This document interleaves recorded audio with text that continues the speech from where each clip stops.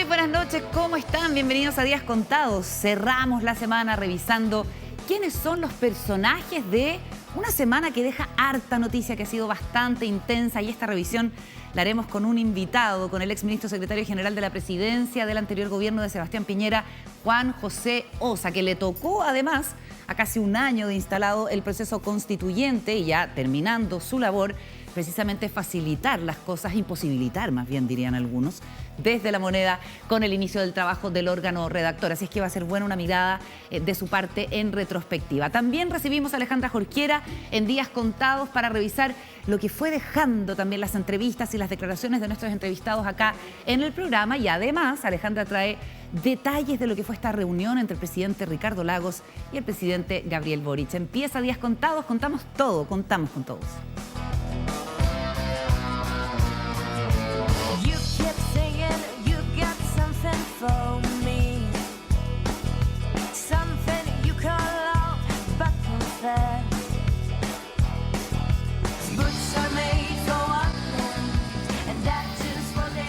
Ya estamos aquí en nuestro mesón, como cada noche, juntos, Juan Diego Montalvo y Paula Walker. Pero tú entiendes. Yo entendí. Y sabes que te quiero tanto. Sí. Muy bien, muy bien. Todo pasando en este programa. ¿Me quieres a mí también? También te adoro. Es que el viernes nos pone así, ¿cierto? Nos pone tan contentos. Y Yo te ustedes acabo ya de ven. conocer, pero te empecé a querer. Ya es todo amor. En este programa, tú sabes, el amor fluye. No, este invitado me mató. Ya Como voy a- pez en ya el no me voy a agua. hacer ninguna pregunta. Antes de que lo presentaran ya formaba parte de la familia. Forma Juan José, parte, muy ya buenas forma noches. parte. Un gusto tenerte por acá. Bueno, Juan José es director del Centro de Políticas Públicas de la Universidad San Sebastián. Después de haber salido del gobierno, te entiendo que estás también ejerciendo tu profesión de manera privada, que pronto vas a volver a hacer clases de Derecho y que eres un observador de la política porque te interesa y estuviste ejerciéndola durante harto tiempo. No habías hablado de que saliste del gobierno del presidente Sebastián Piñera, ¿no? Por ahí he dado un par de entrevistas radiales, pero no había estado en televisión y menos en un programa De esta como categoría. Ya, De esta entonces- categoría, de este nivel. Entonces vamos a aprovechar de pedirte una somera impresión sobre los 100 primeros días del gobierno del presidente Gabriel Boric. ¿Cómo has visto que lo han hecho, por ejemplo, tu sucesor, Giorgio Jackson? A ver, yo siempre encontré un poquito mal gusto hablar del sucesor y del antecesor, así que voy a hablar del gobierno en general. Ya. Yo creo que lo ha hecho peor de lo que yo esperaba y ha tenido muchas más dificultades de las que yo hubiera esperado. Y si me las pudiera explicar de alguna manera, es algo que tampoco es muy fácil de corregir, y que es que, si bien cuando tú eres oposición y eres gobierno, naturalmente que cambian muchas cosas y eso es lo esperable, cuando te toca tan rápido, tienes que construir un relato de por qué vas a hacer algunas cosas de manera dramáticamente distinta a las que aspirabas como oposición. Al socialismo le tocó 20, 25, 30 años en hacer una reflexión, hacer un giro y poder explicar por qué ciertas cosas del pasado ahora no le parecían. Y esto pasó en 6 meses, 6, 7 meses. Entonces, cuando te toca gobernar y tener una visión, por ejemplo, sobre la seguridad, que es muy distinta a la forma en la que te comportaste como oposición, tienes que construir un relato creíble para eso. Y eso es muy difícil, es muy estructural, y espero que lo logren y lo consigan, porque naturalmente que siempre les he deseado y les voy a seguir deseando lo mejor. Pero creo que ha sido extremadamente complicado. Juan José, dos conceptos. ¿El nuevo gobierno es más bien ingenuo o es más bien soberbio? ¿Por dónde? ¿O caracterízalo? Yo diría dos cosas al respecto. Y tal vez lo que te digas pueda encasillarse en cualquiera de las alternativas, no quiero ser amarillo, pero yo creo que lo que tiene, y puede leerse como arrogancia, puede leerse, en fin, como ingenuidad, es que cree demasiado en que la narrativa es suficiente. En que las razones por las cuales la gente los apreció son suficientes para seguir siendo apreciado como gobernante. Y la verdad que eso en el camino se va perdiendo. Todos los presidentes van perdiendo algunos de los atributos por los cuales fueron elegidos. Y yo creo que ha costado asumir que no alcanza con eso. Yo creo que la cuenta pública fue un gran respiro en ese sentido porque tuvo una muy poderosa narrativa. Pero eso dura lo que dura. Y yo no sé si eso es ingenuidad o arrogancia. Y un segundo aspecto que yo creo que dificulta un poco las cosas es que el presidente Boric fue elegido presidente por dos tipos de electorado. Yo sé que hay algo de simplismo en esto, pero su 25%, digamos, siempre leal, y otra buena parte de sus votantes que representan a la ex nueva mayoría, a la ex concertación. Y la verdad que son cosas muy distintas, son como visiones muy distintas que comparten muchas cosas en común, por lo mismo eligieron al presidente Boric, y cuesta mucho satisfacerlos al mismo tiempo. Entonces el gobierno yo lo he visto que a veces, por ejemplo ayer a propósito de la reunión del presidente Boric con el presidente Lagos, se hace una cosa, si usted quiere, más exconcertación. Sin embargo, en otras políticas públicas se desconoce ese legado. Entonces, y eso nunca lo van a poder subsanar, porque en algún minuto tú el penal vas a tener que elegir para qué lado lo chuteas. Y ese momento va a llegar, y yo espero que llegue luego, porque le va a permitir al gobierno tomar definiciones que no le impidan, ¿no es cierto?, esta sensación de que va cambiando, y va haciendo y deshaciendo, ¿no es cierto?, con el pasar de los días. En algún momento cuando vaya a patear el penal, hay que saber a dónde vas. Te lo dice un ex miembro del Tribunal de Disciplina de la Asociación Nacional de Fútbol Profesional. Y eres futbolero. Juego mal, pero me gusta mucho. ¿Y juega. Colocolino. Le gusta sancionar, ¿ves? Sí, bueno. Como buen juez, Fui un buen secretario de Justicia. Colocolino, por si alguien quiere saber. Estamos frente al arco, ¿apruebo o rechazo? Mire, yo me considero un viudo del apruebo. Ya que hay que patear el penal, dices tú. No, pero Pateemos, ¿dónde vamos a patear? Claro, elegí algo... ¿Eres viudo de la prueba? Sí, a ver, viudo, pero no porque gane el rechazo me voy a arrepentido de haber votado apruebo, porque creo que fue la apruebo el que abrió este camino constitucional que espero que no termine con la convención. Así que en ese sentido no tengo un arrepentimiento, y además me tocó tener una relación con la convención que siempre deja su huella, o sea, es parte de mi... Dicho eso, yo lo que lamento es que esta convención tiene como causa, ¿no es cierto?, este acuerdo político transversal del 15 de noviembre que va desde la UDI hasta el Frente Amplio y que fue expresamente denostado y despreciado por el Partido Comunista.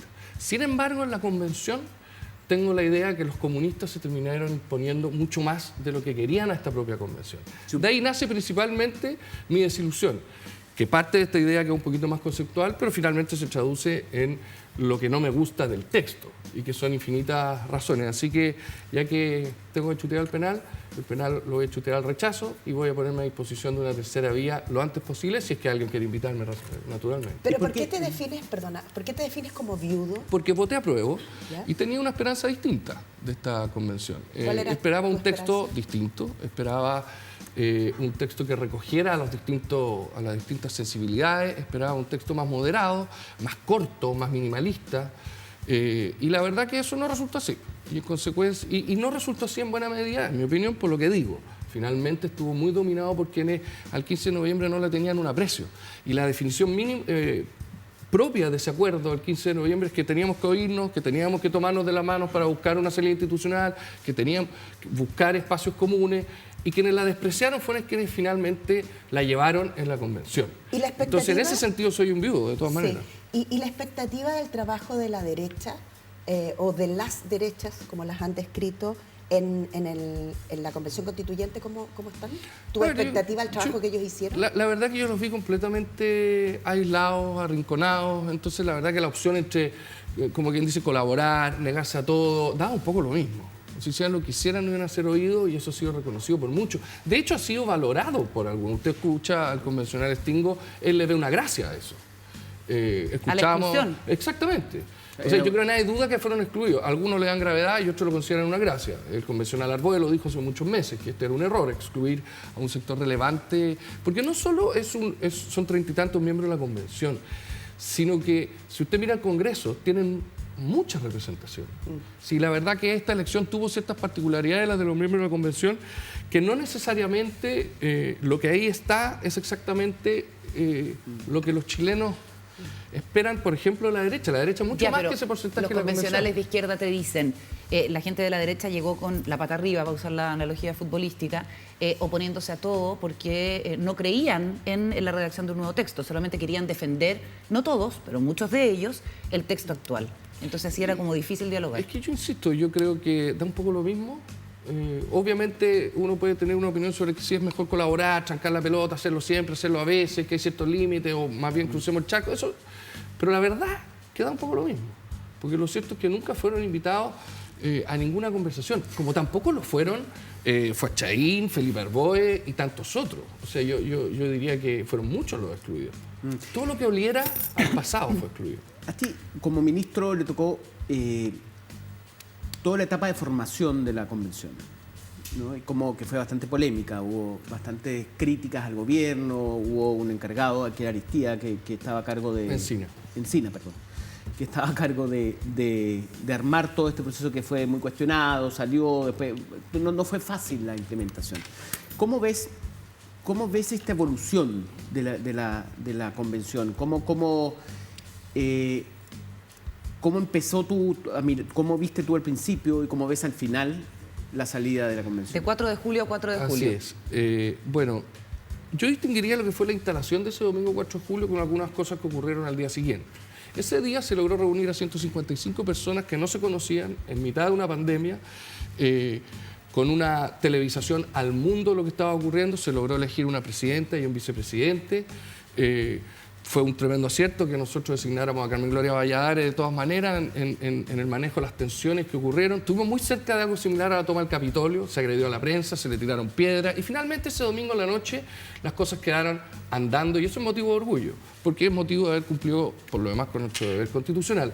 Es cierto que el otro día se produjeron algunos inconvenientes, pero que si uno mira para atrás y compara con tantas cosas que hemos visto en la convención, uno llega a la conclusión que la verdad que el gobierno en su minuto la dejó instalada y así ha funcionado. Usted ha visto que se reúnen, que votan, lamentablemente no llegan a acuerdos, a veces votan cosas que no me gustarían, pero el funcionamiento de la convención ha existido siempre con las limitaciones de la pandemia. Fue tortuoso. Porque fue tortuosa durante 1 o 2 semanas, porque hubo los naturales tensiones y dolores y crecimiento que existen en lo que ellos llaman el poder constituido y el poder constituyente. Piense usted que Jaime Baza se apersonó en una comisaría a pedir la liberación de algunos detenidos porque decía que estaba facultado por ser el vicepresidente de la convención. O sea, efectivamente, los primeros días de la convención, muchos miembros de la convención creían que realmente eran autoridad y por supuesto que no estaban dispuestos a someterse a las limitaciones del Poder Judicial o del Poder Ejecutivo o del Congreso en materia de pandemia. Menos de un gobierno de derecha. Y menos de un gobierno de derecha y tampoco del Congreso.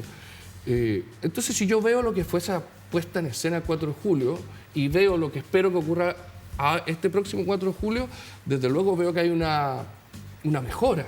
Yo no me imagino que el próximo 4 de julio vayamos a estar cerca de Rojas Vade tratando de armar una especie de toma del Capitolio. Eso no significa que esté conforme ni remotamente con el contenido, con algunas performances que vimos durante la convención y de ahí que voy a chutear el penal para Pero la cuando tú dices que no alcanzaron acuerdo, hay que pensar que todas las normas que están contenidas en el borrador se aprobaron con 2/3. Sí, lo que pasa es que está bien, pero eso tiene un matiz.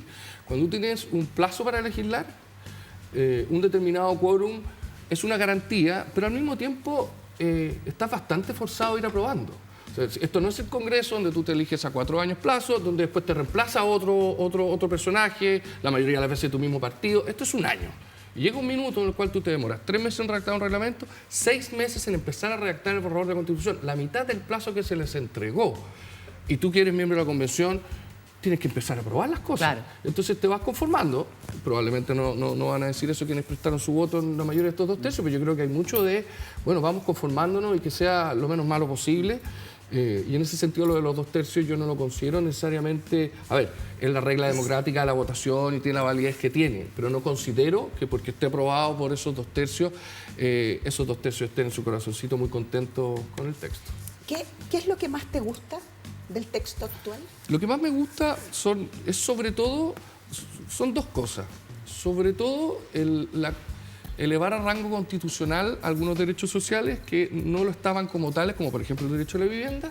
Y en segundo término, valoro que la probidad, la transparencia y las prácticas anticorrupción están siendo llevadas a rango constitucional. Yo diría que esas son las 2 cosas que más valoro. Dicho eso, probablemente cualquier constitución, incluso una mucho más minimalista, podría incorporarlo sin ningún problema. Yo creo que son las cosas en las que una tercera vía, como la llaman, tal vez hay que cambiarle la marca, incluiría fácilmente. Yo creo que la clase política y desde luego la derecha está comprometida con una nueva constitución, con un Estado social de derecho, que recoja garantías constitucionales como... ¿Cuál es la tercera vía que te gustaría a ti? Lo digo al tiro, voy al contenido primero, que recoja el derecho a la vivienda, que consagre, legitime a los pueblos originarios, que se enfoque obviamente en temas de ecología. Yo creo que en eso están todos de acuerdo.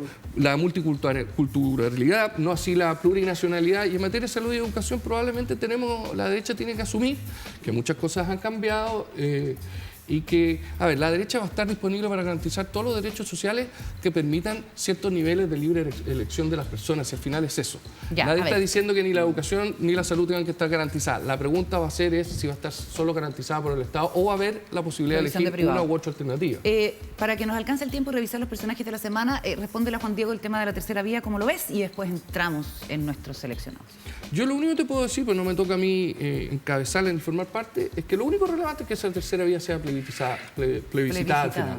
Ya. La haga el Congreso, la haga el Congreso. Privatizada, te juro no, que escuché. plebiscitada. No, mi sesgo, tu sesgo. Es el segundo. El prejuicio, eso no es un sesgo, un prejuicio. Obviamente Osa iba a decir quería privatizarlo. Claro. De hecho, está formando una empresa. No, plebiscitarlo, sea lo que sea, lo haga el Congreso, lo haga plebiscito privado, que yo creo que el plebiscito tiene que ser privado. Y subvencionado. Subvencionado. No, plebiscitado al final es muy relevante. Pero tiene que ser una comisión que se crea, una nueva convención. No me toca a mí decirlo, pero yo creo lo natural y lo razonable es que esa fórmula final sea resuelta por quien corresponde, que es el Congreso. Si se entregan a sí mismo el poder, si lo comparte con otras instituciones, eso ya es una decisión de ellos. Lo relevante es que los chilenos finalmente la aprueban. Yo creo que si el presidente Lago hubiera sometido plebiscito a la Constitución del 2005, en una de esas no estaríamos aquí. Tal cual. Oye, ¿todavía te consideras piñerista?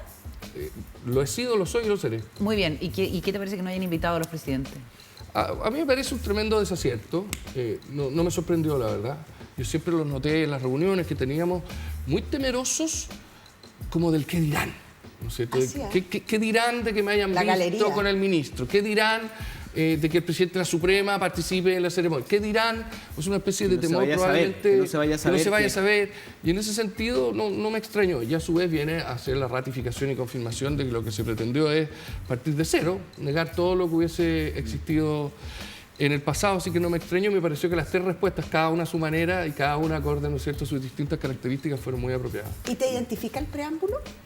¿El parrafito? Lo que pasa es que no... Yo creo que lo que no me identifica es que son estos inventos. Porque cuando usted tiene un preámbulo, que es como el mensaje, cuando es como el mensaje de un código, ¿no es cierto? El Código Civil tiene un mensaje, usted lo usa para interpretarlo después. Cuando no le quedan elementos de interpretación, ya sean literales, y quiere recurrir a su espíritu, el mensaje, el preámbulo, la historia de la ley, empiezan a ser muy relevantes para la interpretación. Y no sé bien cómo se va a interpretar lo que quedó versus lo que no quedó, pero nada de lo que dice ese preámbulo me es demasiado ajeno, para nada. Lo que pasa es que no creo tanto en que nos hayamos convertido, seamos tan originales para escribir constituciones que tienen casi 400 artículos, preámbulos, conclusiones, normas transitorias que van, que vienen. Y yo hubiera esperado algo más minimalista. Juan Diego Montalva, tu personaje de la semana, por favor. Sí, no, mi personaje, y que yo ya le tengo pues... Espérate. Vamos a hacer la presentación que hemos desarrollado especialmente para esta sección en Días Contados. La figura de la semana en Vía X.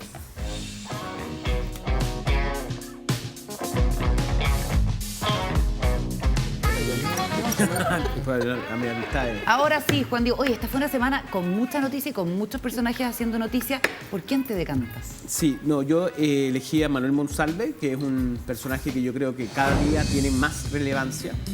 Me preocupa ver la imagen de la ministra de Interior, Isquia Siches, con él, en donde la verdad que a mí me aflige la situación de Isquia Siches. Creo que estamos en un proceso de reconstitución de la ministra del Interior y en donde tiene que establecer una cantidad de zonas seguras para poder surgir de nuevo como ministra, que ese rol tan preponderante que tuvo como presidente del Colegio de Médicos. Manuel Monsalve es un médico, es exdiputado y vinculado al ex subsecretario se le ha criticado mucho por estar vinculado con el ex subsecretario Alewi y Mahmoud Alewi y se le ve como realmente surgiendo como la cara visible del Ministerio del Interior. La pregunta, hoy hubo un diputado demócrata cristiano que señaló de que él debería ser ministro del Interior, cosa que me parece muy poco fino de parte del diputado, con respecto a sea hombre o mujer el que sea ministro del Interior, no importa, pero tú no puedes estar diciendo que me dices quién va a ser ministro, porque además no es muy efectivo. Cuando tú lo dices... Y se sufre, ¿eh? Sí. Se sufre cuando uno lo oye. Claro. Entonces... Monsalve debiera, si uno le pudiera mandar un recado desde acá, Monsalve debiera saber que es infinitamente mejor para un gobierno un buen subsecretario estable durante 4 años que un ministro o ministra que duran... Ah, mira. Bueno, en la historia política... más operativo, lo que más le da sustento. En la historia política reciente, Belisario Velasco era era puesto. Un tótem. Alewi. Yo solo agregar que Manuel Monsalve fue un gran diputado, primero. ¿Fue un gran diputado? Gran diputado. Fue miembro de la Comisión de Hacienda durante muchos años y fue siempre muy firme en sus convicciones, pero muy colaborador, muy de buen trato, buen amigo. Compartíamos mucho el ser fumador, entonces amigo. lo conocí bastante. Hablamos de amigo. Buena persona, buen amigo con el resto. Un tipo razonable. Que ayudó mucho en la aprobación de la pensión garantizada universal en enero, que no se metió en la cosa chica, que dejemos en los próximos gobiernos. Yo tengo la mejor impresión de él, me lo encontré en La Moneda saliendo y me dijo, espero salir con menos canas que tú. No lo va a lograr, pero como siempre le mando tiene más de el mayor de los 60 éxitos, es un gran político. Sí, tiene más de 60 años, yo lo veía mucho más joven. Oye, Juan José, cuando tú dices... saben cómo cuidarse. Cuando tú dices compartíamos con Monsalve ser fumadores, entonces había esos espacios como de intimidad fuera de la cuestión tradicional. Cuando uno sabe que tú en su momento eras el único que tenía diálogo con Pamela Giles, cuando Pamela Giles representaba un dolor de cabeza muy grande, no solamente para el gobierno, para la política, en fin. Uno piensa en el estilo de Giorgio Jackson, yo sé que no es muy bonito comparar, pero que se le critica precisamente eso, ¿no? Como una personalidad quizás más distante y más fría. Los parlamentarios parece que son bien regalones también, ¿ah? Y le han hecho unas críticas brutales. O sea, lo que han dicho los senadores del PS es un poquito escandaloso contra el ministro Jackson. ¿Cómo has visto esa cuestión? Sí, yo creo que lo que le pasa a los senadores del PS, que puede ser algo exagerado, pero es algo que va a ser difícil que ellos se quiten de la cabeza, digamos, es que en el mes de febrero, primeros días de marzo, el gobierno entrante se preocupó de terminar con el Senado la convención. Y eso es algo que no se va, que es muy difícil de eliminar de su cabeza. Que el gobierno entrante fue el que se preocupó de que se acabara el Senado la convención, si fue una decisión de la convención? Justamente porque, no sé si exageradamente o no, se estima que el actual gobierno sí tenía influencia sobre la coalición mayoritaria en la convención, que era el Frente Amplio del Partido Comunista, lo que no es tan loco, porque justamente es la coalición con la que están gobernando, ya iban a empezar a gobernar, y como fue el Frente Amplio del Partido Comunista el que básicamente derogó al Senado, se le atribuye a ellos haber jugado ese rol. Y yo creo que eso es un problema del cual es difícil salir, pero se van a perdonar. Espero que logre avanzar. Porque finalmente no había una... O sea, tú puedes hacer, tener conversaciones políticas, pero los que votaron fueron los convencionales. Pero un porcentaje altísimo de la política es especulativo. No, pero tiene razón también en que obviamente el Partido Comunista y el Frente Amplio supuestamente eran los que llevaban la pelota en la convención. Te hago la siguiente pregunta. Si el Frente Amplio y el Partido Comunista en la convención han decidido algo de forma completamente independiente al gobierno, es una mala noticia también. Del gobierno. Quiere decir que la coalición, que en eso han estado, tan lejos, que tan una cerca. parte del Partido Comunista y del Frente Amplio el que gobierna y la otra no. Eso sería dramático. Es que es esta figura rara también, ¿no? Bueno, y además hay las encuestas así lo muestran, y es un desafío para el gobierno. Hay literatura fantasiosa también al respecto, pero hay una cierta cercanía entre la convención constituyente y el gobierno del presidente. Claro, o cercanía, lejanía, según. O sea, lo que quiero decir es que el presidente y sus ministros, activos defensores del proceso, de la convención constituyente, del contenido del borrador. Del contenido sí, y de... Han intentado tener distancia, hay que reconocer un poco. Sí. A mí me parece que hay momentos que yo los veo... Por eso, están ahí. ¿Qué es lo que yo le sugeriría? Yo sé que nadie me ha pedido un consejo desde allá, pero yo le sugeriría distanciarse un poquito. ¿Sí? Oye, y otra cosa es con guitarra. Pero si tú dices que tu programa es gobierno, no vas a poder hacerlo si no gana la prueba y gana el rechazo. ¿Qué le dices al país al otro día? Que hay pegado que ya no hay gobierno. Que ya no hay programa. Yo no pero yo creo, y en eso yo cito siempre a Luis Cordero, el abogado que nos ayuda a entender la convención. Y Cordero tiene, yo me he quedado dando vuelta el hecho de que él dice que el discurso del 1 de junio, ex 21 de mayo, el programa del 1 de junio, lo que hace Boric es decir, yo estoy fuera de la convención. Claro, buscar un desacople. Este es mi proyecto y el proyecto tiene los mismos temas de la convención, no me importa. Yo lo comparto, sus ministros no. Sus ministros han sido muy explícitos en lo de la prueba y si yo pudiese asesorar al presidente en algo, le diría, díganle a sus ministros que tomen algo de distancia. Oye, en un acto de generosidad increíble, le dejaste una de tus guitarras al presidente Boric. ¿Una de tus guitarras es porque tienes muchas guitarras?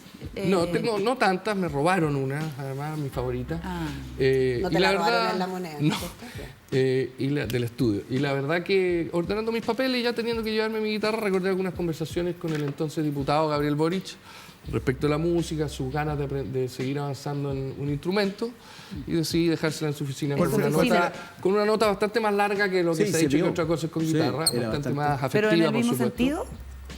Lo que digo en resumen es, primero, que, estimado Gabriel, última vez que te tuteo. Claro. Cuando lea esta carta ya va a ser presidente de todos los chilenos. Recuerda que es de todos los chilenos y que si eso no lo tienes presente, no va a tomar las decisiones más apropiadas. Y también, porque otra cosa... ¿Cómo fue la ahorita relejé el dato de la aplicación para final. Y tenemos... el dato de la aplicación para final. Excelente, muy práctico. ¿Y tenemos la foto? ¿La podemos ver? La foto no se muestra, pero hubo foto.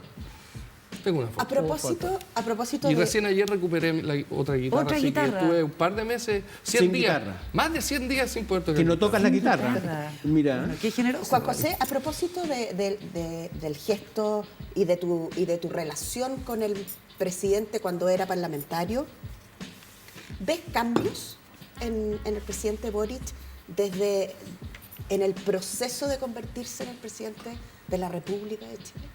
Yo al presidente Boric lo conozco como lo conoce mucha gente, no me atribuiría ni remotamente una mayor cercanía, pero sí el suficiente conocimiento para efectivamente ver una evolución muy importante y incluso anterior a que se convirtiera, a que empezara a juntar las firmas para ser candidato presidencial, incluso anterior al 15 de noviembre. Y esto es bien relevante porque ya el 2018 o 2019, cuando me tocó participar con él en la Comisión de Constitución, él era miembro, yo notaba que a Chile Vamos él le representaba cosas distintas que muchos de sus compañeros. ¿Cuáles? Un genuino, yo lo definiría como un genuino, y esto es mi experiencia con él, un genuino interés en saber por qué piensas distinto. ¿Y cuáles son las razones? ¿Y de dónde lo sacaste? Mira, qué interesante. Probablemente no movía el cerco, pero sí un genuino interés de saber, probablemente para reafirmar que él tenía la razón, pero una forma muy razonable, ¿no es cierto?, de estar siempre en duda. Y eso no es algo que Chile Vamos perciba en la inmensa mayoría de sus compañeros. Más bien subordinado hoy en día. Bueno, Juan José, también te atribuimos un personaje de la semana que ya nos vas a presentar, pero vamos primero con tu figura, Paula. Bien, mi figura de esta semana es la ministra de Medio Ambiente. A ver.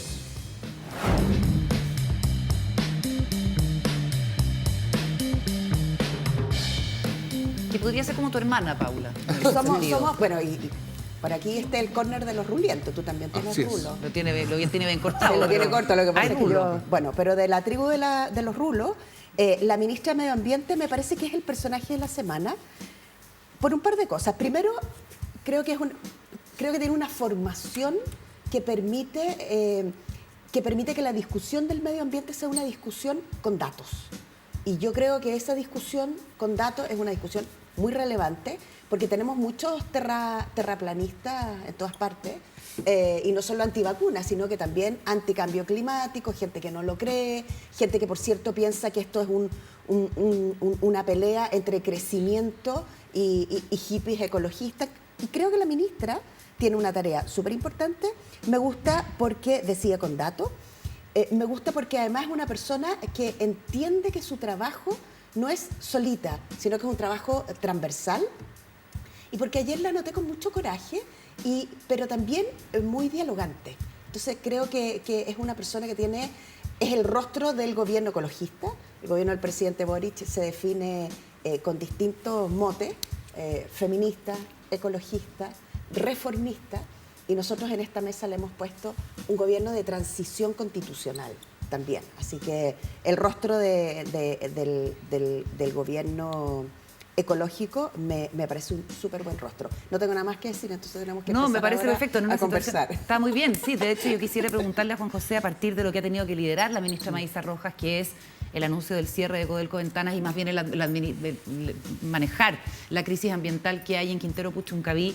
Es algo que también quiso hacer el gobierno del presidente Piñera, por lo pronto envió el 23 de febrero al final del gobierno, que uno siempre dice que esos proyectos que se mandan al final son como un saludo a la bandera, en el caso de Michelle Bachelet ni más ni menos que el contenido constitucional, pero como sea, igual lo mandó, hay un gesto ahí, y Ignacio Briones nos decía acá que cuando fue miembro del directorio, justo antes de convertirse en ministro de Hacienda, también habían hecho esa recomendación, pero este gobierno fue el que toma la decisión y es el que está dispuesto a pagar los platos rotos. ¿Cómo lo ves? Sí, yo veo dos cosas. Primero, y más allá de las chimuchines, si la ministra de Minería sabía, no sabía, las descoordinaciones, dejando pasar todo eso, yo sí veo en el episodio trabajadores de Codelco, cierre de ventanas, una nueva tensión interna en el gobierno. Así como tiene dos electorados el presidente Boric, tiene respecto a estas materias también dos stakeholders completamente distintos. Frente Amplio, que es naturalmente muy ecologista, Pero el Partido Comunista y la vieja guardia del PS van a estar siempre con los trabajadores.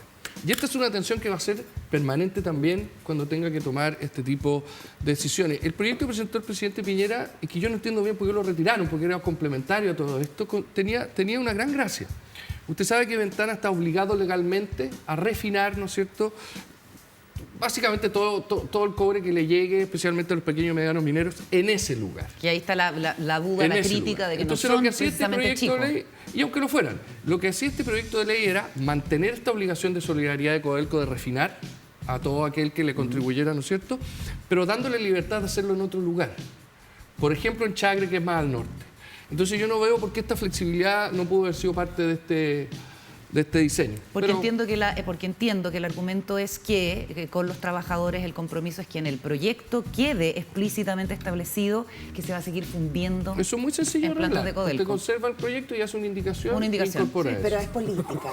Sí, entonces el proyecto no va a ser el proyecto del presidente no va a tener la firma de Piñera. Además, si esa es la razón, regalar en bandeja a Piñera. Claro, esa es la razón. Puede ser el mismo proyecto, pero con otro nombre. Oye, bueno, vamos a tu personaje, que no es solamente uno, son varios y tienen que ver con la discusión constitucional. ¿Quién es tu figura o tus figuras de la semana, Juan José? Mi figura de la semana son todos los presidentes y presidentas de la democracia cristiana que dieron libertad de acción para votar apruebo o rechazo. Mira qué linda nos quedó la gráfica. Ahí está Andrés Saldívar, Eduardo Frei, Carolina Goich, Fuad Chaín. ¿Es Fuad Chaín, cierto? Sí. Que no sé, que antes ha sido súper crítico como convencional, pero que no se casa con la... Pero fue parte de esta carta en que pide libertad de acción. Exacto, pero cuando se le pregunta va a votar rechazo, en fin, ahí como que... Bueno, debe estar esperando un poco esta decisión, ¿no? Me imagino que disciplinadamente no quiere mandarse solo. Yo creo que es un momento muy relevante que tenía que llegar, que es que la democracia cristiana tenga que tomar una definición sobre si quiere o no la constitución comunista. Este dilema no lo estaría viviendo... ¿Constitución comunista? Es relevantemente comunista. No estaría viviendo este dilema. La democracia cristiana, si la convención hubiese sido lo que muchos esperábamos, hubiera estado dentro de los márgenes del acuerdo del 15 de noviembre. Pero para ellos, y por razones obvias, históricas, que todos conocen mejor que yo, les es muy incómodo tener que suscribir una constitución con esas características. Y yo espero y valoro que lo que está ocurriendo, y espero que la actual dirigencia de la democracia cristiana tenga la sabiduría de dar este margen de acción y evitar así un quiebre de la democracia cristiana, que es lo que por lo demás muchos deben estar esperando, sobándose las manos para ir a recoger los pedazos. Así que en aras de la continuación y continuidad de la democracia cristiana, lo más sabio es dar esta libertad de acción. Su amiga Yana Proboste no está a favor de la prueba. Yo me imagino. Para ser coherente, dices tú. Quiero decir, no, pero en el tema de esto de la DC y el apruebo y rechazo, a mí se ha dicho, y en el tema del rechazo, a mí me preocupa el tema de que gane el rechazo, porque para el gobierno sería un año nuevo perdido. O sea, no sé si perdido, pero un año en donde nuevamente está todo, empezamos de nuevo, la página en blanco. El año próximo va a ser un horror en términos económicos. Va a ser un tema, va a haber mucha polarización en la calle, va a haber un frenazo de la economía importante, se habla de que va a haber recesión. ¿El rechazo no es, de alguna manera, empeorar ese ambiente? ¿No sería mejor, teniendo ustedes la mayoría, la mitad del Parlamento, haber aprobado y llevar esto al Poder Legislativo, que es el que corresponde, y haber dado un año más suave, más smoothly, como dirían los gringos? Lo que pasa es que gane el apruebo o gane el rechazo, jurídicamente el Congreso que tiene que hacerse cargo de eso. Eso es igual para cualquiera de los dos casos. Yo creo que aquí va a depender más del gobierno. Si el gobierno no se matricula tanto con el apruebo, aprovecha de que a septiembre para avanzar en su reforma, que es lo que entiendo va a hacer en sus próximas semanas, va haciendo que el tiempo sea menos perdido. Y al mismo tiempo, si la derecha se compromete en ayudar al presidente Boric, en liderar un nuevo pacto social luego de que gane el rechazo, las cosas pueden darse bien y pueden haber sido incluso para mejor. Yo me imagino... no me atrevería a decir que en su corazoncito lo haya pensado, pero yo fuese el presidente Boric, en algún lugar de mi cabeza diría, ¿y qué tal si lidero el pacto constitucional final, que sea en heladería y que sea una casa de todos? Ahora, Juan José, la democracia cristiana, ¿cómo fue? ¿Fue un buen aliado del gobierno del presidente Piñera? ¿Encontraron ustedes ahí diálogos razonables, conversaciones que les permitieron sacar adelante algunos proyectos, por lo menos antes del estallido? Después ya todo se complicó antes más. del estallido todo Es probable, pero luego de eso la verdad que no. La democracia cristiana a veces fue un opositor más duro que el resto, porque, y lo dijimos, bailaba la música del Frente Amplio y del PC hasta el infinito. Y la verdad no por convicción propia. No, yo vi una democracia cristiana muy sometida a ciertos eslogans que dio por ciertos y que luego vino a descubrir que tal vez no eran tan ciertos. Sin perjuicio que obviamente hubo momentos en que hubo gran colaboración. La presidenta del Senado, Jimena Rincón, nos ayudó muchas veces, el vicepresidente Jorge Pizarro, Matías Walker, bueno, y en fin, voy nombrando y puedo estar dejando algunos afuera. Pero fueron derechamente oposición, convengamos. De eso no tengo ninguna duda, pero a muchos de ellos mantenemos un diálogo fluido, amistad, y podemos recordar algunos momentos de colaboración, por ejemplo, a la hora de aprobar la pensión garantizada universal. Si me permite 30 segundos, sí. Una reflexión. Cuando se acaban los malos incentivos para legislar, esto es después de las parlamentarias y las presidenciales, en un mes se aprobaron la PGU, el Código de Agua, la Ley de Control de Armas, la Ley de Garantía de la Niñez, la nueva Ley de Donaciones, todo en un mes. Y eso porque ¿Qué fue lo que motivó eso? Que ya no hay incentivos electorales para destruir a un gobierno, para ganarle compañeros de distrito. Muchos se iban y querían irse habiendo aprobado leyes. Entonces, si uno pudiese tratar de que se legisle un poquito más al margen del cargo propio de la futura reelección, tendríamos un país muy distinto. Oye, bien breve para terminar, la figura de la semana que elegí yo es la pareja del presidente Irina Karamanos. Aquí la vemos en la presentación, porque hablamos intensamente en un periodo corto de tiempo durante la semana, diría yo, de esta mujer a propósito de este decreto exento que creaba la figura del gabinete Irina Karamanos, que dio para mucho meme. Reconozcamos que nos reímos mucho, ella no lo tiene que haber pasado muy bien, pero que nos permite reflexionar sobre la vigencia o la forma que tiene que tener esta institucionalidad de lo que tradicionalmente ha sido la primera dama, o de las fundaciones que están al alero del Palacio de la Moneda. También hay una cuestión importante con el género, con el rol que la mujer ha ocupado tradicionalmente como compañera de los presidentes. Solamente hemos tenido una excepción con la presidenta Michelle Bachelet, y cuando todos esperábamos y nos parecía natural que hubiera un cambio definitivo, una eliminación de esta figura, precisamente con fundamentos de género, en fin, de una mirada mucho más moderna, y de que el poder se ejerce no porque tengas una relación con alguien, aparece esta noticia que nos deja a todos medios desconcertados. Yo creo que hay una ingenuidad, pero que raya en la irresponsabilidad, y además le generó un problema al gobierno que en todo caso se resolvió súper rápido. O sea, yo creo que eso sigue siendo un atributo a este gobierno. ¿Cómo lo ves, Juan José? Yo no tengo por qué no. Uno de los problemas de los chilenos es que no creemos lo que el otro te dice. O sea, si a mí me dicen que Irina Karamanos no tenía idea de esto, lo doy por sentado y lo doy por cierto. Otra cosa es que haya sido un error. Una cosa es que ella no haya sabido, el presidente Boric no haya sabido, cosa que, insisto, doy por descontado que es cierta, y otra es que haya sido un error. Porque aquí no hay solo una resolución exenta, también hay la solicitud de dominios de páginas web por parte de las mismas personas con la misma razón social. 18 de marzo. ¿Ya? Entonces, lo que yo veo hay un ánimo de posicionarla a ella de una determinada manera, cosa que es legítima. Por supuesto que no es razonable hacerlo por la vía que lo hicieron. Y en ese sentido, yo no puedo estar equivocado, pero una cosa es que la vocera haya dicho que esto fue un error, pero yo no recuerdo que Irina haya dicho eso en su Twitter. No. No hay un reconocimiento. Sí. Y entonces yo hago el siguiente llamado. Así como la ministra Siche literalmente se trató de cargar a una funcionaria antigua de Migraciones cuando faltó la verdad en el Congreso. Pero la sancionaron. Yo quisiera saber... ¿El sumario arrojó que tenía responsabilidad? Sí, yo quisiera saber si van a sumariar a la persona que cometió este error en presidencia. Sí, en lo razonable y en lo esperable, ¿no?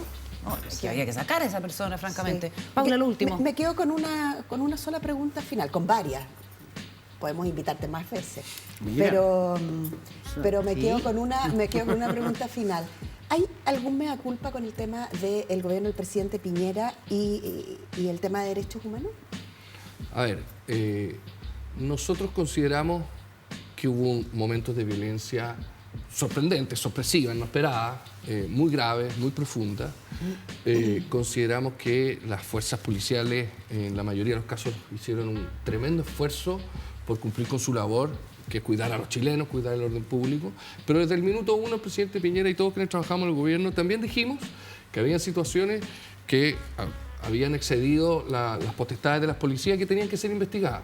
Y no solo fueron investigadas, yo creo que una de las decisiones más sabias del presidente Piñera fue invitar a todos los organismos realmente establecidos de derechos humanos en el extranjero para que vinieran a Chile. Esa es la máxima prueba del presidente Piñera, que no iba a avalar ninguna conducta que violara los derechos humanos. Siempre mirando hacia atrás uno puede decir, bueno, se debió contar con tales, cuáles herramientas, tales y cuáles protocolos, pero yo puedo dar fe del genuino compromiso del presidente Piñera con que estas situaciones no ocurrieran, se investigaran y al mismo tiempo con su genuino respaldo a las fuerzas policiales que en muchas ocasiones también fueron duramente agredidas. ¿Y esas violaciones a derechos humanos son responsabilidad? ¿Dónde estaría esa responsabilidad? A ver, la responsabilidad, lo que pasa es que en materia penales, digamos, existen los autores materiales y nadie podría decir que nadie recibió una instrucción de que se cometieran este tipo de situaciones. Cada una causaba mucho dolor al presidente Piñera y me consta.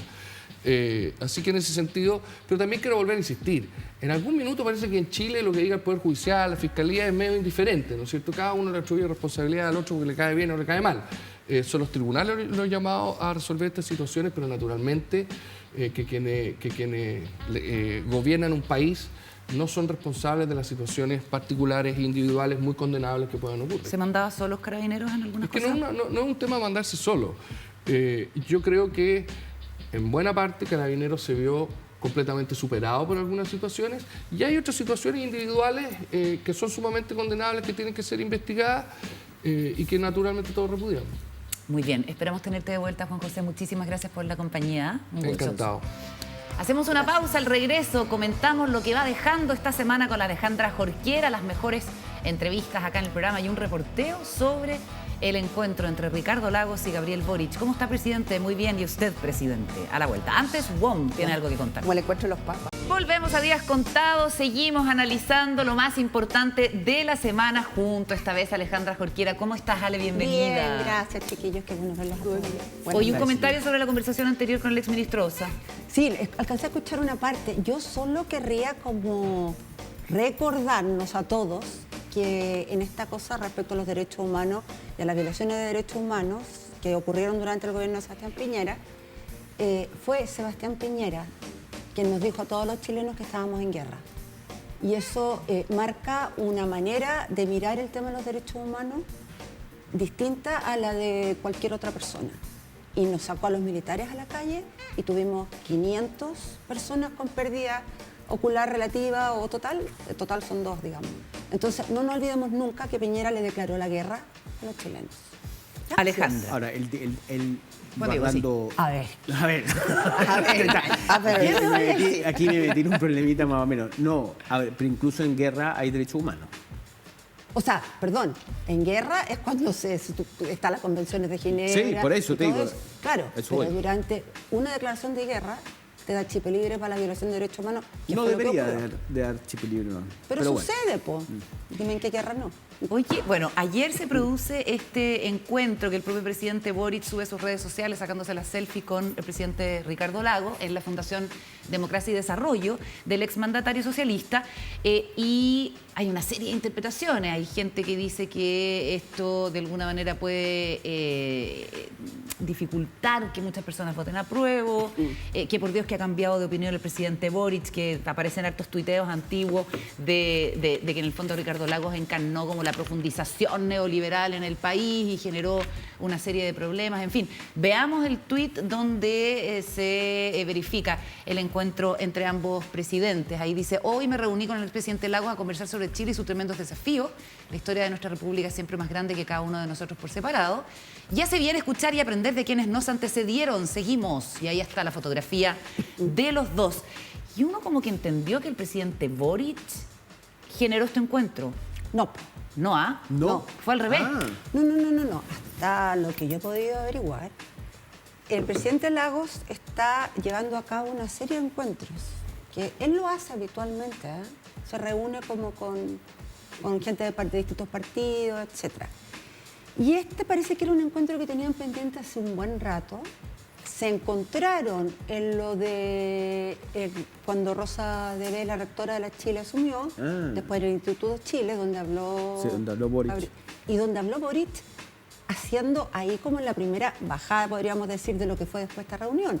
porque ahí él hace el reconocimiento súper explícito al aporte y el legado, de alguna manera, de los presidentes anteriores. Y está Lagos presente, y de hecho habla como, o sea, no es que tengan un diálogo, pero le dice, no sé cómo habría sido para usted, presidente, que gobernó con los senadores designados y con las leyes de amarre, bueno, entendiendo la dificultad. Después se produce este encuentro. Este encuentro tiene, todos sabemos, varias posibilidades de interpretación. Una, que es la que yo creo que es la más evidente, ¿no?, que es que Boric estaría buscando, en una jugada que yo creo que no es mala, que puede que el público duro la considere claudicación. Yo creo que es una jugada inteligente. Y política. Y política, que es abrirse hacia aquellos sectores que podrían ser, o que son parte del mundo progresista. Para algunos no, para otros sí, pero finalmente esos son, que son los constructores de los últimos 30 años y que son necesarios, porque con lo que vimos en la calle no basta ni sobra. Aquí se necesita hacer política, y ese encuentro es una manera de hacer política. Eso por un lado. Y por otro lado está, y esta tiene otra patita, la de parte del presidente Boric. ¿Qué pasa si el 5 de septiembre gana el rechazo? Ahí hay que tener un plan de gobernabilidad que va a ser distinto probablemente a lo que conocimos como el programa de gobierno y la gran promesa.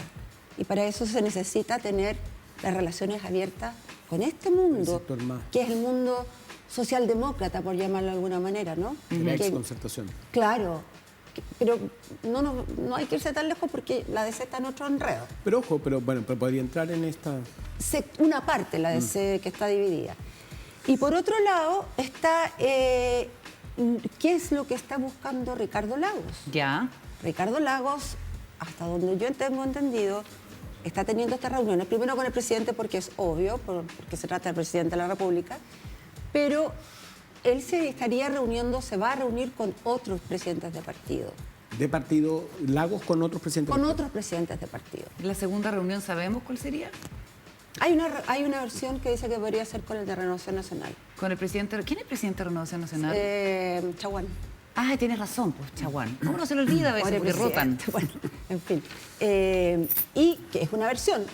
Y que en estos diálogos lo que él estaría viendo es qué hacemos después del 5 de septiembre. O sea, no creo que estos sean reuniones para que Lagos tenga insumos personales para sí mismo, nomás, ¿no? No, y quedarse como, ya. No. Está planteando esa pregunta el presidente Lagos. Yo sospecho que por ahí va, Ya. porque esto no es como para preguntarle usted a aprobar o a rechazar. No, esto es como para preparar... Hay un punto, hay una interpretación, perdona, sí, porque te vi con ganas de hablar. Le toca, Enrique. No, es que me miró así. Cuando me mira así, y hace así, me toca. No, que hay un análisis que a mí me parece bien interesante, obviamente proveniente de la derecha, que es que ellos están esperando que la derecha, o sea, que gane el rechazo. Porque lo que gana el rechazo... ¿Quiénes son ellos? La derecha. Ah, ya. Y coincide con lo que dijo Juan José Osa ahora, en donde estaba bastante enemigo o poco amigo del PC y del rol de, ¿me entiendes?, del Frente Amplio entre la Convención, y de que el PC había de alguna manera sido poco leal con Boric. Y es que si gana el rechazo, es la oportunidad de Boric para cerrar o alejarse del sector más duro de la coalición de gobierno hoy día. Es decir, el PC, los convencionales, la izquierda extraparlamentaria, que es un dolor podría ser un dolor de cabeza. Y de ahí yo estoy sumándome a tu tesis, o sea, que de alguna manera Boric sabe que en el caso de ganar un rechazo, él lo que tiene que, obviamente, es acercarse al centro, que es el que le podría permitir hacer un segundo intento de convencional o de nueva constitución. Y cerrar. Y de alguna manera decirle, digamos, ir a una izquierda más puntuda y decirle, señores, bien, ustedes hicieron esto. ¿Y por qué Boric? Esta convención no sacó la constitución que queríamos haber sacado, yo hubiera querido que se hubiera aprobado, y ustedes, por ser maximalistas, por intentar hacer más de lo que se debía y por no haber sido una casa de todos, terminamos con esto. Entonces yo ahora tengo que buscar mis relaciones en el centro, que es la única manera de que se haga una nueva constitución, porque con ustedes no se pudo. Está bueno igual ese punto, esa lectura. Bueno, ahí lo confrontamos después, porque la pregunta es por qué Boric querría alejarse del PC, por ejemplo. Sí. O sea, entenderlo, yo no lo sé. En el caso de que estoy pensando que el PC habría jugado dentro de la convención un rol más extremista, más a la izquierda de lo que se necesitaba. También. Porque si uno ve el desempeño de Bárbara, por ejemplo, Sepúlveda, y ve el desempeño, lo vamos a revisar porque tenemos las cuñas del convencional Marcos Barraza, son desempeños súper diferentes. Son modos y formas distintas. Puede haber una cosa de formación. En el tema del Senado fue muy clave la posición del PC. Sí, lo que quiero decir es que el PC también, pensemos en el gobierno de la presidenta Bachelet, el segundo gobierno de la presidenta Bachelet, el componente del Partido Comunista en el gobierno fue relevante. Fue relevante porque también es un partido que tiene una raigambre en los sindicatos populares, en los trabajadores. Entonces, todo depende. Claro, esa es una impronta que un gobierno, digamos, no quiere desperdiciar. ¿Por qué le vas a dar de hecho, con la crisis de Ventana, de Codelco Ventana, el Partido Comunista fue muy leal con el gobierno en términos de que no salió a controvertir ninguno de sus dirigentes la decisión que había tomado, como suyo hicieron algunos dirigentes socialistas. Ya que lo mencionaste, Paula, veamos la declaración alguna de las declaraciones de Marco Barraza, el convencional constituyente del Partido Comunista, en esta revisión de lo mejor de la semana aquí en Días Contados.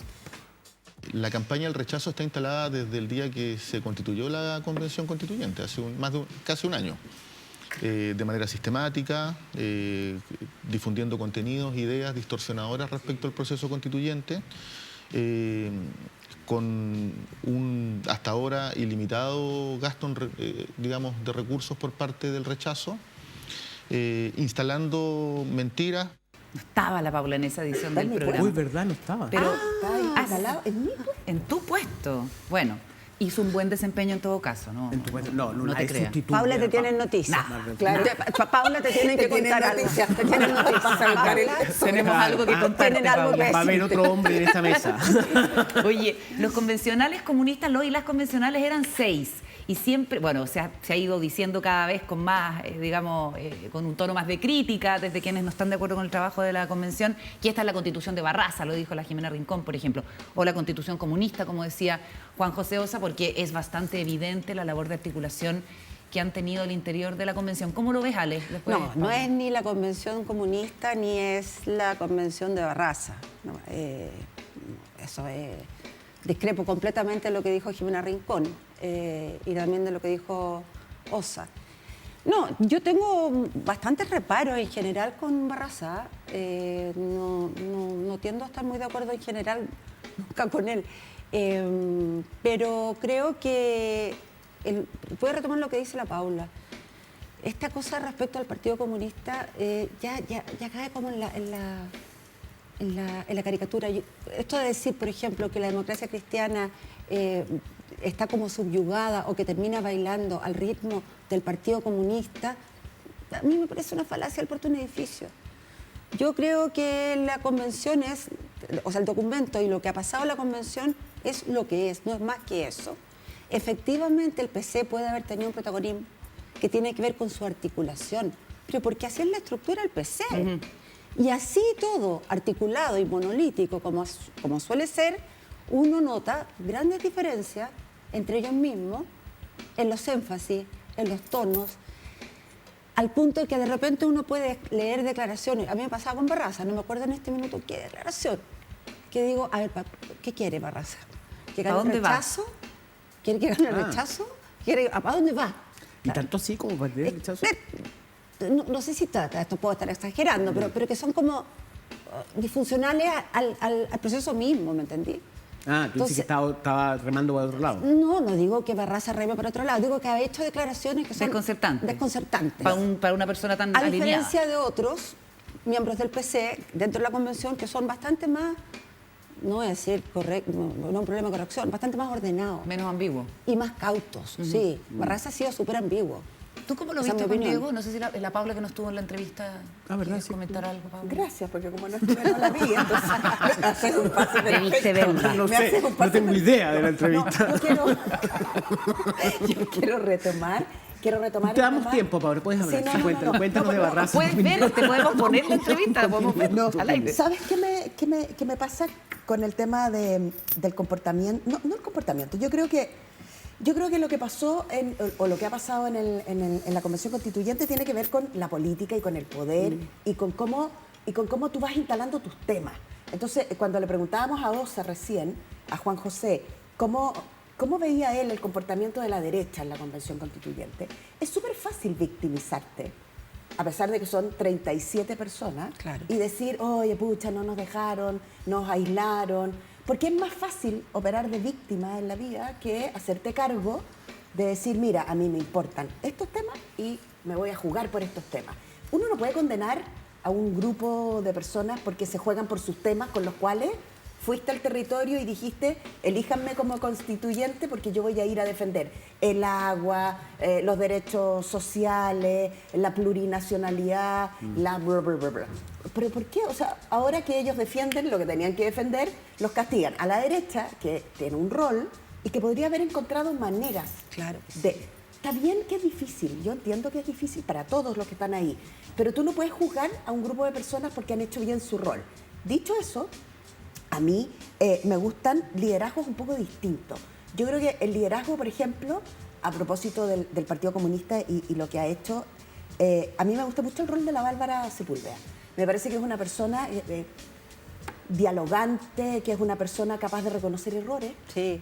A mí me gusta mucho, me gustan las personas, como todos nosotros, que fallamos y que aprendemos de nuestros errores y reculamos, por fea que sea la palabra, y volvemos a reempezar entendiendo que uno nunca tiene la verdad. Eso, Se inscribe el liderazgo de Bárbara Sepúlveda en estas nuevas jóvenes mujeres jóvenes comunistas que son más modernas, que pueden pensar fuera de la caja. Y que entienden que no tienen la verdad. Probablemente en los liderazgos como los de Marco hay una cosa más rígida, hay una cosa de Marcos Barraza. De Marcos Barraza, exactamente, hay una cosa más, ¿no? Como Pero ustedes no encuentran que la convención empezó a sesionar con un sesgo antiderecha muy marcado. Sí. Sí, no, pero ¿sabes lo que pasa? Que yo ahí le reconozco un punto a la Paula, mira tú. Bien. Uno. Oh. No, pero es verdad también que ese rol de víctima que lo han explotado harto, yo no me había recalado en ese punto, o sea, no me había detenido. Pero a mí yo de verdad sí, lo que más yo creo que la derecha no tuvo la altura, no tuvo el nivel, no tuvo los personajes que debería haber tenido. Hay varias veces gente acá nos ha contado a quienes destacan del rol, como puede ser Rodrigo Álvarez, hay que ver también, sí. Pero a mí la imagen de Teresa Marinovich diciendo convención, o sea, eso sí que yo no lo tolero. Tú no puedes interlocutar con una persona que se da ese gustito frente, ¿me entendés? Sale y dice Le vamos eso. a poner pito a lo que ustedes acaban de decir para las repeticiones en horario de protección del medio, porque ustedes saben que la televisión está regulada. Sí, pero bueno, ¿No puedes decir eso? pero ella lo dijo en la convención. Y lo pasaron por todo y video. Uno dice no, QL, video. STM, CCM. Pero bueno, pero a mí eso te habla del nivel de algunos convencionales de derecha que realmente Que se atrincheraron en dieron el fondo. pena. Dieron O pena. sea, ellos partieron. Ale. Partieron. No, O sea, así como se dice que hay un sesgo de izquierda, que yo creo que es cierto, los convencionales de derecha, gran parte de ellos, porque efectivamente hay gente como Rodrigo Álvarez que ha sido un aporte, y negarlo sería ser súper egoísta. Y que es que un gallo va más como coherente con lo del Monker, puede ser también. Pero así como hubo un sesgo de izquierda, hay sectores o hay personajes de la derecha que entraron directamente a chapotear en el barro y a extender el barro lo más posible. Yo no le vi un buen nivel de conversación a muchos de los gente de derecha. Y en ese sentido creo que como a mí Teresa Marinovich es como la marca de ese perfil de que yo lamento. Porque además hay muy buenas ideas de derecha, entonces ¿por qué no debatiste en el mundo de la idea y convenciste? ¿Me entiendes? Hay como... Ahora, ojo también que en la izquierda hubo gente tan como Teresa Marinovich. O sea, yo vi discusiones, o sea, vi gente diciendo brutalidades, ¿me entendí? Y mandando a la cresta y hablando con unos epítetos patéticos de la derecha, o sea, de la izquierda hablando contra la derecha. Creo que se dio de ambos lados, pero es lamentable que la derecha no lo tuviera, siendo tan pocos, no han mejorado el nivel. Sí. Bueno, otro de los entrevistados que tuvimos en la semana acá en el estudio es el alcalde de Huechuraba, Carlos Cuadrado, que es además presidente de la Asociación Chilena de Municipalidades, estuvimos abordando el tema de la agenda de seguridad, sobre todo porque un día antes había habido una balacera en Espacio Riesgo y es sin duda uno de los temas centrales de preocupación de la ciudadanía. Escuchemos lo que nos dijo Carlos Cuadrado en unos pasajes de la conversación. Yo anduve un tiempo con chaleco antibala dentro del auto. Uno no lo verbaliza porque es parte de lo... Pero llamé a la subsecretaria de Prevención del Delito, le informé, me habían puesto unos letreros que eran divertidos. Decía, se busca vivo o muerto, mi foto, 50 millones de pesos. Y lo pegaron en diferentes lugares. Uno sabe que el que te va a agredir no te avisa. El alcalde Cuadrado cuenta que ha andado con chaleco antibalas y da detalles de esta amenaza de muerte. No es el único jefe comunal. Recordemos lo que ha pasado en lo que llamamos la macrozona sur, con por lo menos 5 alcaldes amenazados de muerte. Y es una situación que uno dice, claro, se pone en el punto de mira por parte de las organizaciones criminales a los alcaldes y las alcaldesas que son la, digamos, autoridad más cercana a la ciudadanía y a los territorios. El tema de la seguridad, Ale, sigue golpeando fuerte. Tremendo. Y cuando tú ves las autoridades amenazadas, que eso es una cosa que no suele ser como tan... No era habitual. No era habitual. A mí por lo menos, no sé si les pasará a ustedes, pero a mí me lleva como en un viaje sin escala a lo que pasa en países como México, donde a las autoridades se les amenaza previo. O sea, se les dice, señor alcalde, si usted no paga 100 millones, lo vamos a matar. Tiene 48 horas para hacerlo. Y no es amenaza, no es de bonitos, no es de parqueado, hacen. Como los periodistas también que también, los matan. Entonces, o el fiscal paraguayo que lo asesinaron en la luna de miel en la playa. En la luna de miel.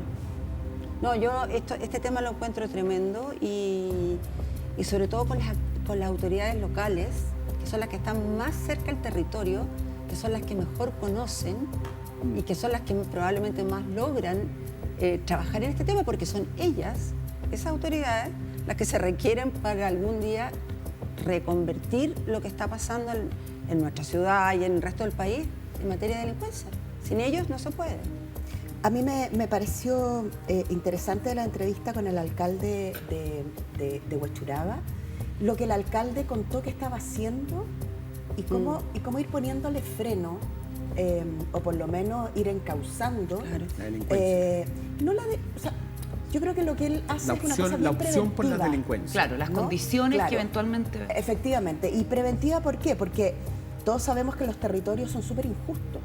Y en los territorios hay poca infraestructura de deporte, hay otros que tienen mucha, pero son 3 los que tienen mucho, o 4 comunas en Chile.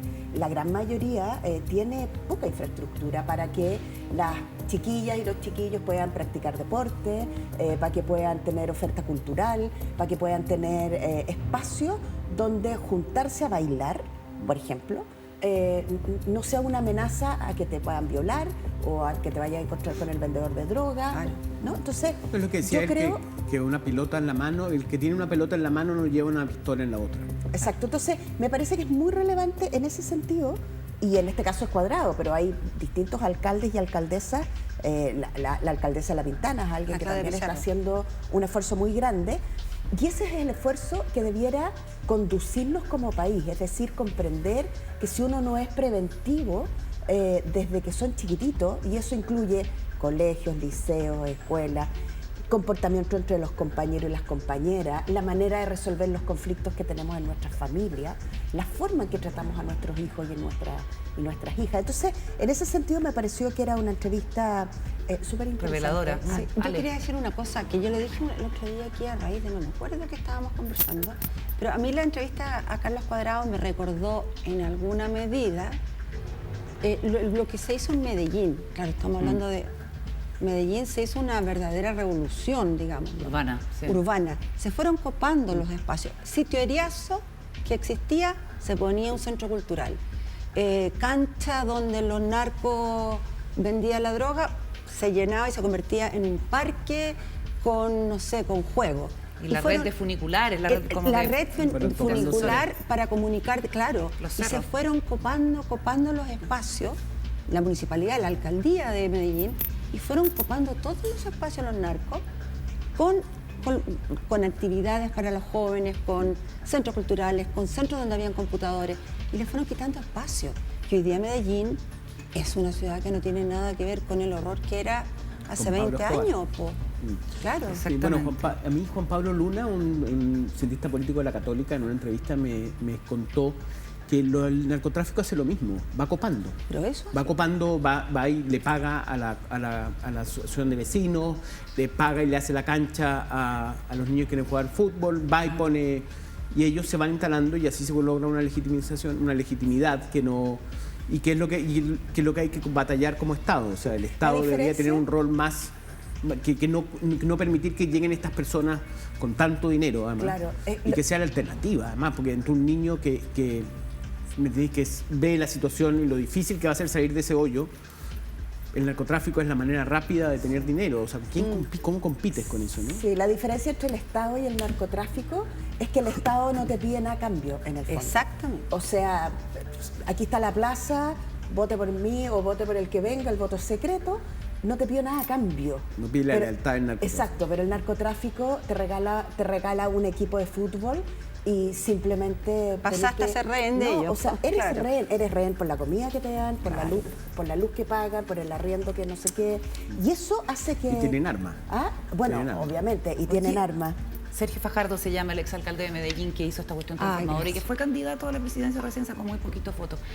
Bueno, vamos a compartir con ustedes también otra de las noticias que va dejando la semana, que es el cambio de medida de reclusión a uno de los cabos de Carabineros, ex cabo, porque fue dado de baja, que participó en el asesinato del comunero Camilo Catrillanca en noviembre del año 2018. El Tribunal Oral en lo Penal de Angol le otorgó libertad vigilada intensiva a Braulio Valenzuela, que había sido condenado, este ya es un juicio que ha terminado, digamos, y que se le condenó por disparo injustificado y por ocultamiento de información. Era una cuestión súper grave, disparo injustificado en contra del comunero y obstrucción a la investigación. Bueno, yo creo que todos nos acordamos cómo fue ese tremendo drama, con además ocultamiento por parte de la policía, el llamado Comando Jungla, que le generó un enorme problema político al presidente Sebastián Piñera, que marcó un antes y un después, podríamos decir, en la relación del Estado con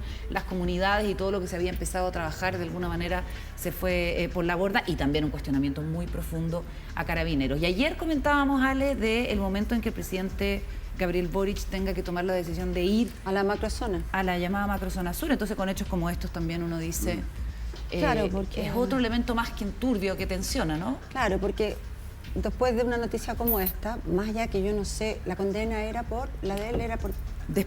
disparo injustificado y obstrucción a la investigación, ni más ni menos. Todo nos hace pensar que esto va a generar una reacción, ¿verdad? Claro. Y una reacción que no sabemos la envergadura que puede tener. Entonces, claro, vamos viendo como con mayor lejanía la posibilidad de que el presidente vaya a la macrozona sur, a pesar de los gritos y aullidos que algunos parlamentarios de derecha hacen por las redes para que el presidente fue a Estados Unidos, pero no ha venido a la macrozona. En fin, yo creo que eso va a generar algún tipo de movimiento complejo, más complejo de lo que ya tenemos ahora. Oye, la defensa de este ex cabo dice que se acogió a los beneficios que otorga la nueva ley 21.412. Ahora podrá cumplir su pena bajo libertad vigilada intensiva, lo que le resta de sentencia. Se argumentó que había cumplido además un tercio de la pena, si es que calificaba como para poder postular a esta medida. Fue absuelto el ex cabo Braulio Valenzuela, así como dijimos que había sido condenado por disparo injustificado y obstrucción a la investigación. Fue absuelto de encubrir el homicidio calificado o intento de homicidio contra el niño que acompañaba a Camilo Catrillanca. Fue absuelto de encubrir el disparo injustificado y la tortura, autor del delito de falsificación de instrumento público y encubridor del homicidio del comunero, que fueron otros cargos por los que fueron sentenciados otros de los carabineros que participaron ahí. Paula. Mira, estas son las cosas que nos desafían como sociedad, encuentro yo. Porque yo creo que tendemos a ser súper infantiles en general. Y una sociedad adulta es una sociedad, por ejemplo, que respeta el Estado de Derecho. Si no respetamos el Estado de Derecho, tenemos un problema mayúsculo, porque entonces nos cuesta mucho convivir entre todos. Y respetar el Estado de Derecho significa que si existe una ley que te da privilegio y tú cuentas... O beneficio. O sea, perdón, beneficio, esa es la palabra. Si hay una ley que te otorga beneficio y esta persona, independiente si fue carabinero, si lo sigue siendo, cumple con esos requisitos, bueno, puede optar a eso, porque eso es el Estado de Derecho. Esa es la parte formal. La parte que decía la Ale y que probablemente también haya influido en muchas de estas cosas es lo mediático de las cosas. Y eso significa que en la velocidad de las redes sociales y el pulgar del Twitter, no puede ser que le den libertad y quememos Chile. Es ahí donde yo digo que este tipo de situaciones son súper complejas para los gobiernos, porque si alguien me ve va a decir, esta señora es súper facha. Y no soy facha, lo que quiero decir es que el Estado de Derecho en los países hace que los países funcionen. Si no, tenemos un problema muy complejo. Pero además vivimos en una democracia donde hay separación de poderes. Por lo tanto, esto no es responsabilidad del Ejecutivo. Sí, pero ahí el Ejecutivo tiene una responsabilidad. ¿Cuál? ¿Este Ejecutivo? Sí, o sea, yo creo que ahí es donde se necesita un Ejecutivo. En circunstancias así, donde hay unos tribunales que están haciendo cumplir la ley, ahí es donde se necesita Ejecutivo. A lo que voy en términos de explicar. Ya. Salir a explicar. De explicar lo que acá explica la Paula. Y que logre canalizar. Y en ese sentido, por ejemplo, bueno, Piñera tenía muy mal capacidad de explicación, me parece a mí. Bueno, Bachelet tuvo malas en circunstancias específicas, el caso Dávalo. Ahí sabemos. Entonces, a lo que voy es que el Ejecutivo hoy día está bien, ese no es el rol del... No, yo creo que el Ejecutivo lo que tiene que hacer es justamente salir a la calle a explicar, a decir, a calmar, a tener, ¿me entendés?, los argumentos que de alguna manera te dejen tranquilo, claro, y no que el loquito del Twitter logre incendiar, ¿me entiendes?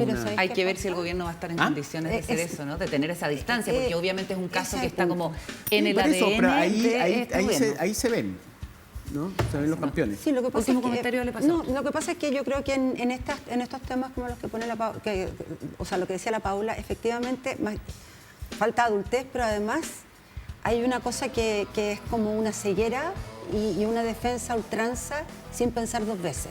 Y en esa defensa a ultranza lo que terminas haciendo es dañar a quien crees que estás beneficiando. Ese es mi punto. Fue medio críptico. No, se entendió perfectamente. O sea, esto no es culpa del gobierno de Boric. No, por lo tanto, pero sin embargo, quien si queremos paga, cuidar al gobierno de Boric, tú dices, pero exactamente, pero quien paga los precios, si queman fundos, camiones, etcétera, aparte de los propietarios, es el gobierno. A mí solo me llama la atención una pena bastante baja, 3 años y un día para disparo injustificado y ocultamiento de información en un caso tan emblemático, tan doloroso, que golpeó tanto a Chile. Además, cuando tienes el control de las armas. Claro, habría que leer el fallo. Ese caso fue tremendo, así es que, en fin. Nos vamos, se nos acaba la edición de hoy de Días Contados en este bloque, porque todavía tenemos más. Pausa y ya seguimos. Ya. Nos queda el tiempo justo para despedir el programa, un minutito nomás, para agradecerles, por supuesto, la compañía. Hay un fin de semana largo por delante, estarán rotando las repeticiones del programa en Vía X, también en nuestras redes sociales y en el canal de Vía X en YouTube se van colgando los días contados. ¿Piensan hacer algo el fin de semana largo? Yo pienso leer.